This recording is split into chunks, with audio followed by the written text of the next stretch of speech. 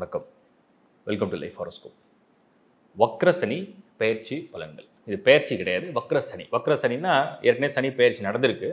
அது வருஷம் வருஷம் வக்ரம் அடையும். 4.5 மாதம் எப்பவுமே சனி வக்ரம் அடைஞ்சால் 4.5 மாதம். இந்த முறை ஜூன் மாதம் 29லிருந்து நவம்பர் மாதம் 15ஆம் தேதி வரைக்கும்.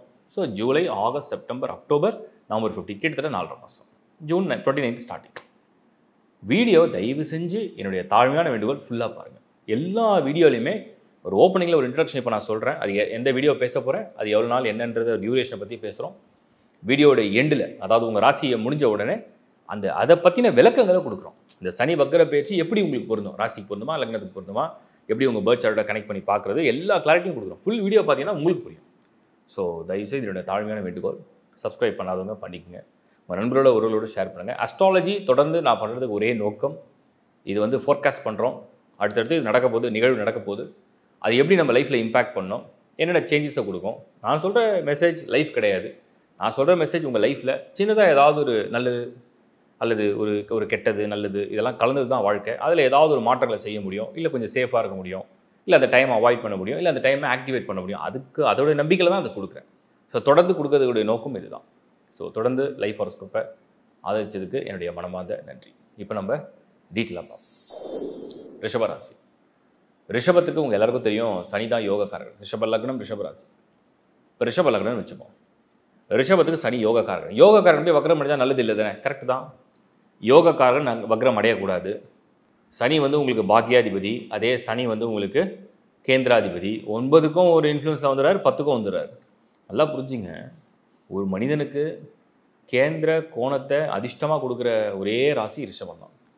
இப்போ வக்ரம் அடைய போகிறார். இந்த வக்ர காலத்தில் என்ன வந்து நம்ம வந்து உஷாராக இருக்கணும். ஏன்னா உங்களுக்கு நல்லா தெரியும், 4.5 மாதம். ஸோ ஜூன் 29, இந்த பக்கம் நவம்பர் மாதம் 15. இந்த வக்ர காலம் எப்படி இருக்கும்? ஏதாவது நெகட்டிவ் ஆகிடுமா, அப்படி ஆகிடும்? நல்லா புரிஞ்சுங்க. ரிஷபத்துக்கு சனி தொழிலை டிசைட் பண்ணுறவர். அதாவது உங்கள் கரியர் என்ன, உங்கள் ப்ரொஃபஷன் என்ன. ஏன்னா லார்ட் ஆஃப் 10, 9 வந்து உங்கள் லக்கு, ஃபார்ச்சூன். இப்போ வக்ர காலத்தில் நீங்கள் செய்கிற வேலையெல்லாம் அது ஒன்றும் பண்ணாது. நீங்கள் செய்கிற வேலை, நீங்கள் செய்கிற தொழில், நீங்கள் செய்கிற உங்களுடைய முயற்சி, இதெல்லாம் எதுவுமே பண்ணாது. புதுசாக ஏதாவது விஷயத்தை நீங்கள் ஆக்டிவேட் பண்ண போகிறீங்க அப்படின்னா வக்ர காலம் கொஞ்சம் ஸ்ட்ரெஸ்ஸை கொடுக்கும், கொஞ்சம் பதட்டப்பட வைக்கும், கொஞ்சம் ஒரு மாதிரி எக்ஸஸாக ஏதாவது பண்ணிவிட்டு இது ஜாஸ்தி பண்ணிட்டோமோ, இதை வேஸ்ட் பண்ணிட்டோமோ, பணத்தை வேஸ்ட் பண்ணிட்டோமோ, இதை தேவையில்லாமல் நம்ம யூஸ் பண்ணிட்டோமோ, இது தேவையில்லாமல் இந்த விஷயத்தை நம்ம பண்ணிட்டோமோ அப்படின்னு தோண வைக்கும். அவ்வளோதான். ஸோ வக்ர காலம் என்பது அப்படிப்பட்ட ஒரு இதுவாக தான் இருக்கே தவிர, அது வந்து நீங்கள் நினைக்கிற மாதிரி இந்த இந்த இந்த வக்ரம் வந்து ஏதாவது நெகட்டிவ் இல்லை கெடுதல் அப்படிலாம் ஒன்றும் கிடையாது. இன்னொன்று, சனியுடைய பார்வையெல்லாம் எடுத்து பாருங்கள். வக்ரம் அடையக்கூடிய இந்த பார்வை அப்படின்னு சொல்கிறோம். சனியுடைய பார்வை உங்களுக்கு வந்து ஒன்று மேஷத்தில் விடும். அவருடைய 3வது பார்வை கும்பத்தில் இருக்கார் இல்லையா? ஸோ அவருடைய 3வது பார்வை மேஷம், அவருடைய 7வது பார்வை சிம்மம், அவருடைய 10வது பார்வை விருச்சிகம். இதில் பார்த்தீங்கன்னா 2 செவ்வாயுடைய வீடு, 1 சூரியனுடைய வீடு, எல்லாமே ஆண் கிரகங்கள். சனி இப்போ இருக்கிறதும் ஒரு ஆண் வீடு தான். இதான் கேல்குலேஷன் சொல்லுது. அப்போ 3 அந்த பக்கம், 7 இந்த பக்கம் 10, இந்த இடத்துல சனியுடைய பார்வை விழுது. இந்த சனியுடைய பார்வை விழக்கூடிய இடம் ரிஷபத்துக்கு என்னென்ன இன்ஃப்ளூயன்ஸ் பண்ணும் அப்படின்னு நீங்கள் பார்த்தீங்கன்னா, கொஞ்சம் இந்த வக்ர காலத்தில் விரயங்கள்லாம் கொண்டு வரும். அந்த விரயங்கள்லாம் திடீர்னு வந்து சரி செய்யக்கூடிய விரயம் சொல்லுவோம். ரிஷபத்துக்கு வந்து சரி செய்யக்கூடியவர். இப்போ தொழிலில் நீங்கள் வந்து ஒரு வேலையில், ஒரு பிஸ்னஸில், ஒரு ப்ரொஃபஷனில் ஏதோ ஒரு விஷயத்துக்காக கொஞ்சம் முதலீடு பண்ணால் நல்லாயிருக்கும், இதை கொஞ்சம் எக்ஸ்பேண்ட் பண்ணால் நல்லாயிருக்கும், இல்லை கொஞ்சம் இன்வெஸ்ட் பண்ணால் நல்லாயிருக்கும், இது கொஞ்சம் ட்ரை பண்ணால் நல்லாயிருக்கும்னு நினைக்கிறீங்க. ஆனால் அது ரொம்ப நாளாக பிளானில் வச்சுருக்கீங்க. அந்த மாதிரி விரயங்களை செய்வதற்கு இது சரியான காலம். தொழில் சார்ந்த விரயங்களை செய்வதற்கு இது சரியான காலம். சில பேர் என்ன பண்ணுவாங்க, ஓனாக ஒரு ஆஃபீஸ் வாங்கினா நல்லாயிருக்கும். சில பேர் என்ன பண்ணுவாங்க, நம்ம ஏதாவது இன்வெஸ்ட்மெண்ட் பண்ணால் நல்லாயிருக்கும், இந்த டைமில் ஏதாவது கொஞ்சம் இன்வெஸ்ட்மெண்ட் பண்ணி வச்சுக்கலாம். இதுக்கெல்லாம் இது நல்ல நேரம்.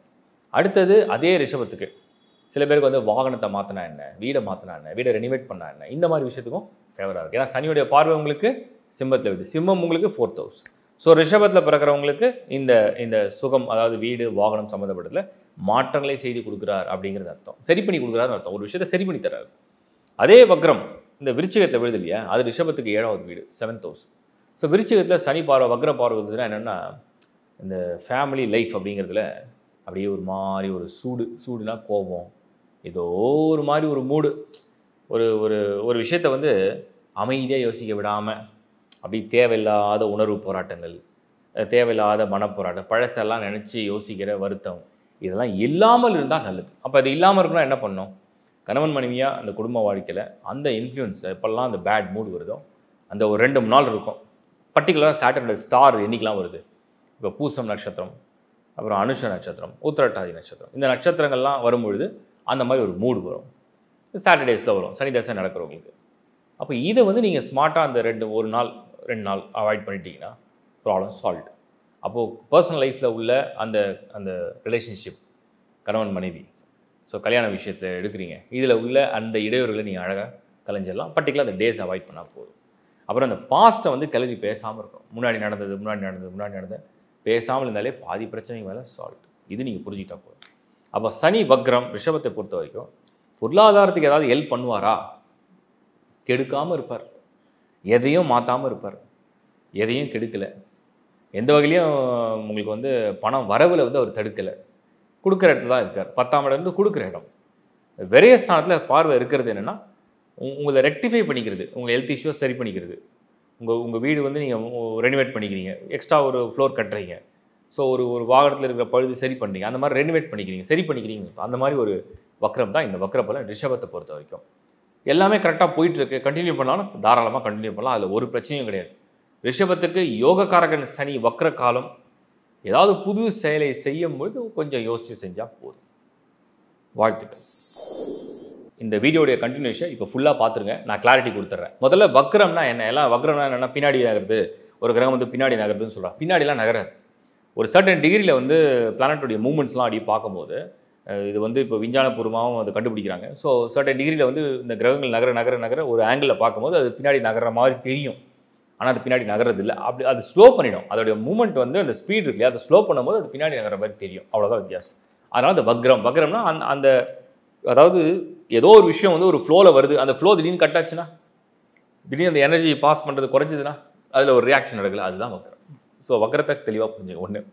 ரெண்டாவது, சனி வந்து ஒரு அசுபக்கோள், இயற்கையாக வந்து ஒரு அசுபர். யாருக்கெல்லாம் ஒரு நன்மை செய்வார் அப்படின்னு கேட்டிங்கன்னா, கேந்திரம்னா 1 4 7 10 1 4 7 10 உங்கள் ராசி உங்கள் லக்னத்துக்கு 1 4 7 10க்கு அசுப வீடாக சனி வரணும். அசுப வீடாக வந்துருச்சுன்னா அவங்களுக்கு நன்மையை செய்வார். இது ரெண்டாவது விஷயம். மூணாவது, சனி தசை நடக்குதா முதல்ல உறுதிப்படுத்துங்க. சனி தசை நடக்கிறவங்களுக்கு தான் இந்த வக்ர காலம் என்பது முழுமையாக அவங்களை இன்ஃப்ளூயன்ஸ் பண்ணும். சனி தசை நடக்காதவங்களுக்கு வெறும் 15லேருந்து 20% தான். அதுவே ஹை. சனி வந்து ஒரு என்ன சொல்ல மோஸ்ட் டாமினேட்டிங் பிளானட்னால வந்து நான் மேக்ஸிமம் பர்சன்டேஜ் கொடுக்குறேன். பட் சனி தசை நடக்கவில்லை என்றால் அவங்களுக்கு இந்த வக்ர பலன் என்பது வெறும் 10லேருந்து 20, ஒருத்தர் பொறுத்த டிஃப்ரென்ஸ் இருக்குது. பட் 15 வரைக்கும் நம்ம ஆவரேஜ் வச்சுக்கலாம். அடுத்தது சனி புக்தியாவது இருக்கா, புக்தியிலாவது சனி இருக்கான்னு பாருங்கள். புத்தியில் உங்கள் சிந்தனைகள் அப்படி இருக்கும். இதில் இன்னொரு கேள்வி கேட்பீங்க, ராசிக்கார லக்னத்துக்கா? கரெக்டு. சனி வந்து விதி கிரகம். ஒரு மனிதனுடைய விதியை வந்து நிர்ணயிக்கிறதே சனி தான். நீங்கள் வேணால் எல்லார் ஹாரோஸ்கோப்லையும் எடுத்து பாருங்கள். சனி மட்டும் கெட்டு போகலன்னா விதியை கெடுக்க மாட்டார். மற்ற என்ன கஷ்டம் வந்தாலும் சரி விதி வந்து காப்பாற்றும். சனி வந்து கெட்டு போயிடுச்சு சாட்டில், அது வந்து எப்படி கெட்டு போகும் அப்படின்னா, டோட்டலாக எந்த கிரகத்துடைய சப்போர்ட்லையும் இல்லாமல், எந்த கிரகத்துடைய கூட்டணியும் இல்லாமல், எந்தோடைய பார்வையும் இல்லாமல், பர்டிகுலர் குருவுடைய பார்வை இல்லாமல், அதுவும் பர்டிகுலராக அது வந்து சனி சம்டைம்ஸ் ராகு இல்லை கேது இல்லை செவ்வாய் இந்த மாதிரி கன்ஜெக்ஷன் ஆகும். அந்த மாதிரி கன்ஜெக்ஷன் பண்ணிவிட்டு அது அசுப ஸ்தானத்துலேயும் போய் நிற்கும், அசுப வீட்டில் போய் நிற்கும். அப்படி இருந்து அந்த சனி வந்து மறைவு ஸ்தானம் சொல்லக்கூடிய துர்ஸ்தானம்னு சொல்லக்கூடிய 8 12 6ல் வந்து சனி இருக்குது advantage. But 8 12 advantage, disadvantage. So இந்த மாதிரிலாம் இருந்ததுன்னா அது வந்து அந்த துர்பலனை கொடுக்கும், விதியை கெடுக்கும். அப்படி இல்லை, சனி வந்து ரூட்டு கிளியராக இருக்கார், சார்ட்லேயே நல்ல பொசிஷனில், நல்ல கிரக சேர்க்கையில், நல்ல கிரக பார்வையில், சுபர் வீட்டில், சுபர் நட்சத்திரமில் யோகக்காரகனாக வந்துட்டார்னா சனி நன்மையை செய்வார். ஒரு மனிதனுடைய விதியை நல்லபடியாக கொண்டு போவார். விதி கெடுப்பாரா கொடுப்பாரா நீங்கள் வெரிஃபை பண்ணணும். அது உங்கள் சுயஜாத்தை நீங்கள் பார்த்து வெரிஃபை பண்ணுறது. அதுக்கு லேர்ன் ஆஸ்ட்ரேலியா நான் கிளாஸ் எடுத்துட்டேன். ஸோ எப்படி இதை நீங்கள் பண்ண போகிறீங்கன்னா, லக்கணத்துக்கு தான் இது பலன் முழுமையாக பலிக்கும். ராசியை விட இது லக்கணத்துக்கு தான். நம்ம ராசின்னு சொல்கிறோம். ஸோ ஏன் லக்கணத்துனா விதியை கொடுக்கக்கூடிய ஒரு சனி. ஸோ உங்கள் லக்கணம் என்ன நீங்கள் முதல்ல தெரிஞ்சுக்கணும். உங்கள் பேர்த்தில் உங்கள் லக்கணம் என்ன, அந்த லக்கணத்துக்கு சனி யோகராக வராரா, பாவகிரகமாக வருதா, மத்தியஸ்தராக வராரா, எப்படி வரார் அப்படிங்கிறத நீங்கள் வந்து கிளியராக வந்து ஒரு அண்டர்ஸ்டாண்டிங்கு வந்துடும். இதில் இன்னொரு விஷயம் நான் சொல்கிறேன். நீங்கள் சனி மட்டும் பார்த்தீங்கன்னா, அதாவது இரட்டைப்படை வீடுகளுக்கு அதிபதி, எப்படி பார்த்தாலுமே சனி ஆல்மோஸ்ட் எல்லா ராசிக்கும், அதாவது எல்லா லக்னத்துக்குமே ஏதாவது ஒரு நன்மையை செய்யக்கூடிய ஒருவர். நீங்கள் உதாரணத்துக்கு எடுத்து பாருங்கள், மேஷத்துக்கு 10ஆம் இடமான தொழிலை நிர்ணயிக்கக்கூடியவர். ஸோ முக்கியமான விஷயத்துக்கு வரார். ரிஷபத்துக்கு யோகக்காரனே அவர் தான், அதிர்ஷ்டத்தையே அவர் தான் கொடுப்பார். அதே மாதிரி மிதுனத்துக்கு அவர் பாக்கியாதிபதி, 9th house லார்டு, அதே 8 கோடி தான் வரார். பட் ஆனால் பாக்கியாதிபதி. கடகத்துக்கு ஒட்டே சொல்வீங்க, கடகத்துக்கு வந்து சனி வந்து பகையாளி, கரெக்டு தான். ஆனால் அதே கடகத்துக்கு சனி தான் கலசரக்காரகனாக வரார். வாழ்க்கை துணையை தேர்வு செஞ்சு இந்த வாழ்க்கை துணை எப்படி அமையன்றதை சனி நிர்ணயிக்க போகிறதுன்னு அர்த்தம். அப்புறம் சிம்மத்துக்கு, சிம்மம் சூரியனுக்கு சனி மகன் பகை கரெக்டு தான். ஆனால் அதே சூரியனுக்கும் அவர் தான் கலசரக்காரகன். ஸோ அதாவது அரச குடும்பம்னு சொல்கிறோம். அரச குடும்பம்னா ஒரு ராஜா ராணி அந்த மாதிரி வீடுகள் தான் சூரிய சந்திர வீடுகள். கடகமும் சிம்மமும் பார்த்திங்கன்னா அரசர்கள் சம்மந்தப்பட்டது, அரசு சம்மந்தப்பட்டது. அப்போது வந்து அந்த காலத்தில் வந்து ராஜா ராணியாக அது சூரிய சந்திரர்கள். அதுக்கு நேர் எதிர இருக்கக்கூடிய தான் சனி. ஆனாலும் அந்த சனி அவர்களுக்கு வாழ்க்கை துணை சம்மந்தப்படுது. அப்போ அந்த இடத்துல ரொம்ப முக்கியமாக ரோல் ப்ளே பண்ணும். அது ரொம்ப கவனமாக வாழ்க்கை துணை தான் எவங்கவுங்க எதுக்கு கேர்ஃபுல்லாக இருக்கணுன்றதுக்காக சொல்கிறேன். கன்னியை பொறுத்த வரைக்கும் சனி யோகக்காரர்கள், துலாமுக்கு முழுமையான யோகக்காரர்கள்.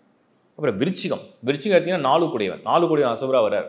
ஒரு மனிதன் சுகமாக இருக்கணுமா சுகம் இல்லாமல் இருக்கணுமா சனி டிசைட் பண்ணுவார். அது விருச்சிகத்துக்கு.